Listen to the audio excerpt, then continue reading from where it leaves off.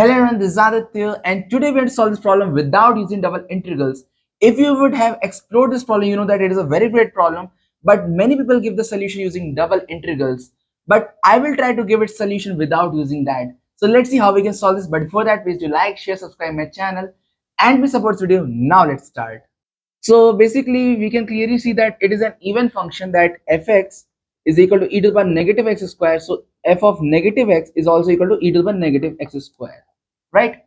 So the property states that integral from negative a to a of a even function dx is twice the function 0 to a of the quantity fx dx, correct?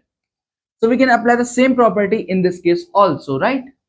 So we get 2 times the integral 0 to infinity of the quantity e to the power negative x square dx, right? So basically we have converted the integral from this to this, right? We have just changed the limits.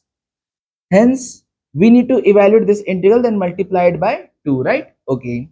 So this is the expression, right? And then we will multiply it by 2. So let's see how we will evaluate this. So we need to evaluate this integral 0 to infinity e to the power negative x square dx, and of course we have to multiply by 2 also. So if you are applying double integral, then what you do is that you substitute it as I, then you write this expression again just to change the variable from x to y, and then you again write it as I, since changing variable does not change the value. Then you multiply them and then you solve. But we are not going to see this approach, right? Because I said that I won't be using double integrals, right? So what else can we do? Well, let's remove this also. Let's take x square as t, right? Okay. So we get x is equal to root t. Okay, now the question arises that why I did not take plus minus root t, because we know that x is going from 0 to infinity, right? It is going from 0 to infinity. So of course x is always positive. So how can this expression be negative, right?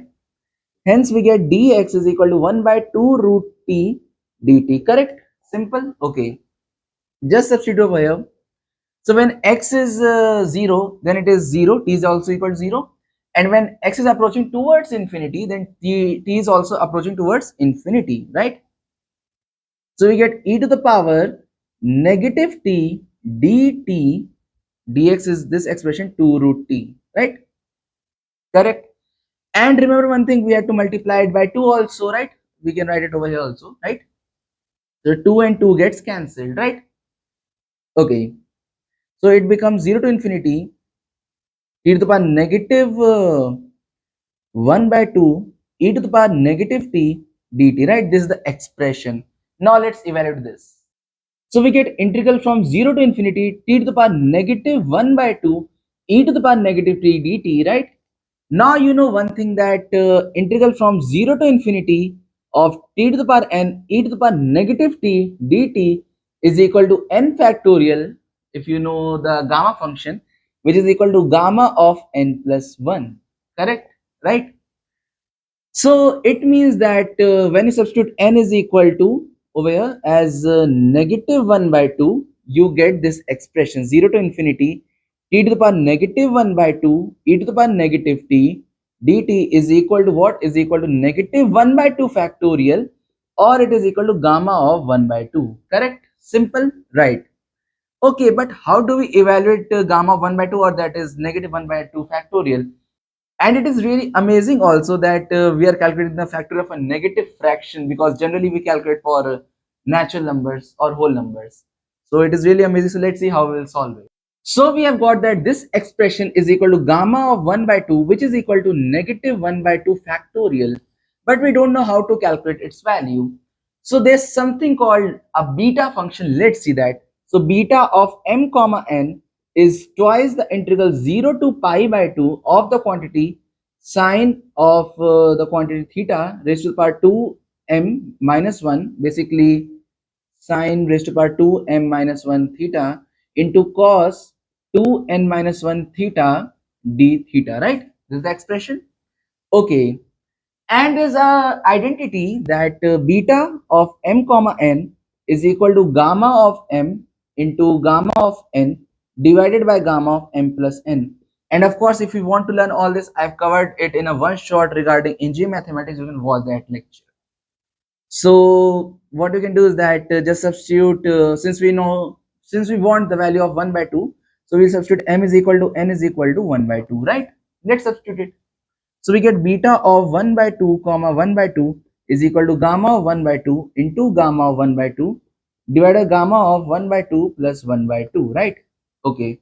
So this is equal to gamma of 1 by 2 whole square divided by gamma of 1, right? So let's evaluate it further. So we had got that beta of 1 comma 2 is equal to, I mean 1 by 2 comma 1 by 2 is equal to gamma of 1 by 2 whole square divided by gamma of 1, right? Now we know that gamma of n is equal to integral 0 to infinity of the quantity e to the power n minus 1 e to the power negative t dt, right? Correct.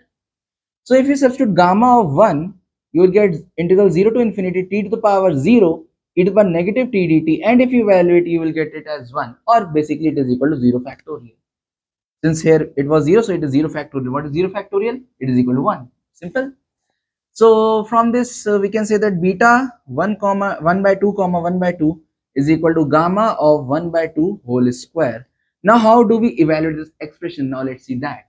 Now we remember that beta of m comma n is equal to integral 0 to pi by 2, of course multiplied by 2, sine 2m minus 1 theta into cos 2n minus 1 theta d theta.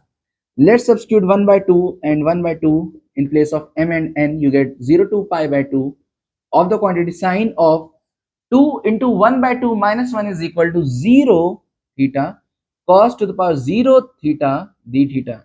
I hope so that it is clear. 2m minus 1, when m is equal to 1 by 2, you get 2 into 1 by 2 minus 1 is equal to 0. Of course it is clear, right? Okay. So it is equal to 2 times integral 0 to pi by 2 of the quantity d theta. So you get 2 times integral theta from the limits are from 0 to pi by 2. So you get 2 times pi by 2 minus 0, which is equal to pi, right? Correct. So this expression is equal to pi. So beta of 1 by 2 is equal to pi, right? Okay. So we had beta of 1 by 2 comma 1 by 2 is equal to gamma of 1 by 2 whole square, right? We had this expression. Hence we get what was its value? It is equal to pi. So we get gamma of 1 by 2 whole square. Hence we have gamma of 1 by 2 is equal to root pi, right? Correct. And it is of course equal to the integral negative infinity to infinity of the quantity e to the power negative x square dx, right? Okay, now max of you can ask me that why I did not take plus my sign over here. Because if you see its graph, it will look somewhat like this. It's just a rough graph, something like this. This is x, this is y axis, right? So of course it's a positive region, right? The integral is positive. So hence this value is also positive, right? Understood? So this is equal to root pi, and that is the answer. So it is very simple. If you don't apply double integral also, then also you can solve this expression. Just you should know beta function and gamma function. And of course, anyone who is doing graduation in mathematics field or in engineering, they must be knowing about those functions. It is taught in first year itself in many engineering colleges itself. So I hope so that this is clear now that how we can derive this expression without using double integral also. Using double integral also you can do it. If you want, you can check out my video also. I made lectures for engineering one shots. You can watch that. For mathematics I made, and if you want to learn quantum mechanics also, I made one shots for that also. So if you did enjoy this video, then please do like, share, subscribe my channel, and to support this video. Bye bye. Take care.